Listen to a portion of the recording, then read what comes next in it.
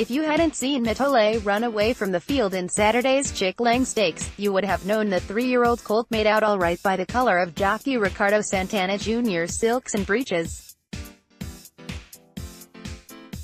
They were white when the 6-furlong race started in the mud of Pimlico Race Course. They were white when it ended. Among all the obstacles separating horses from the finish line on those dirty days that send mud flying like discarded betting slips, visibility is maybe the most overlooked.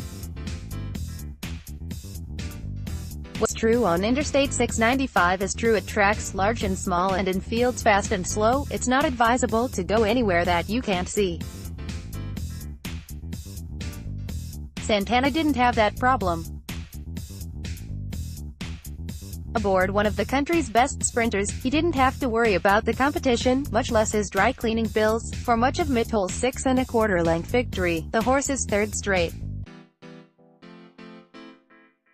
Santana wore 3 sets of plastic goggles to guard against the kickback of mud, and on Saturday just one might have sufficed. Better safe than sorry, though, even after the rain had lessened into a mist by midday in Baltimore. The track right now is pretty bad, it's pretty wet, and it's hard for you, keeping goggles clean, he said. Like the Preakness, modern jockey goggles are a Maryland original.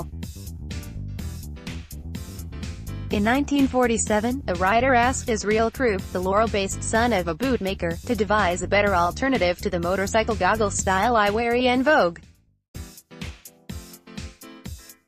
Stitching trim around a molded sheet of plastic, adding 2 brass vents and attaching a strip of elastic, Krupp fashioned a thinner, better ventilated set of goggles.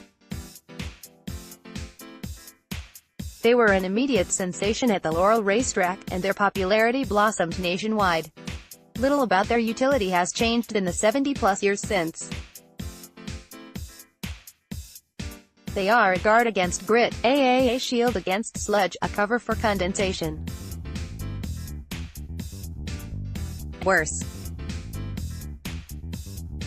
4 years ago, after a 13th-place finish aboard Candy Boy in the Kentucky Derby, jockey Gary Stevens complained of another substance. "A horse in front of me decided to soil me," he said. "It got all over my face, my goggles. On a day like Saturday, the question isn't whether to wear goggles. Experienced jockeys can remove one set mid-race as easily as a commuter might use a turn signal. It's how many." A speedster like Mitole might warrant as few as 3. A longer track in nasty conditions might call for closer to 10. The thicker the stack of goggles, the safer the ride and the worse the peripheral vision. Even the best laid plans can go awry in a matter of seconds. Jockey Xavier Perez has entered races expecting to break quickly from the starting gates, and to need just 3 sets of goggles. "A bad start changes everything. I'm behind the dirt," he said. "I just wait to use my goggles correctly, until a jockey can ditch a dirtied set for a clean look. Life in the fast lane is awful stressful." Perez said a jockey can feel half-blind, not knowing whether the horse in front of yours will stop or slow unexpectedly. If you have less goggles than what you expected to use, you can kind of get to a spot where you can put yourself or the horse in a bad situation, he said.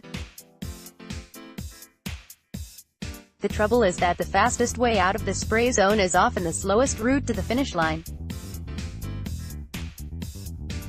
Perez has veered away from the rail before, out of self-preservation more than anything.